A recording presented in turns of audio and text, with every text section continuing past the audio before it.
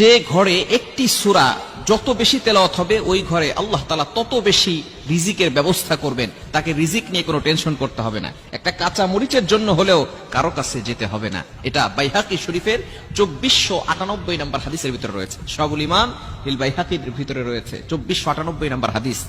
নবীজি সাল্লাল্লাহু আলাইহি ওয়াসাল্লামের সাহাবী হযরত ওসমান রাদিয়াল্লাহু তাআলা আনহু যখন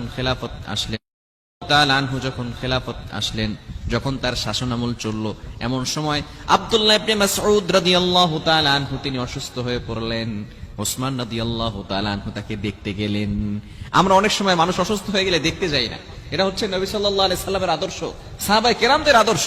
যখনই কোনো মানুষ অসুস্থ হয়ে যেতেন, আপনার সহপাঠী, আপনার প্রতিবেশী অসুস্থ হয়ে গেলে আপনি তাকে দেখতে যান, তার জন্য কিছু হাদিয়া নিয়ে যান। সে হয়তো অসহায় অবস্থা আছে, চিকিৎসা করাতে পারছে না, আপনি তার কাছে যাবেন। এটাই হচ্ছে সবচেয়ে উত্তম পদ্ধতি এবং এটা হচ্ছে সুন্নাহ পদ্ধতি।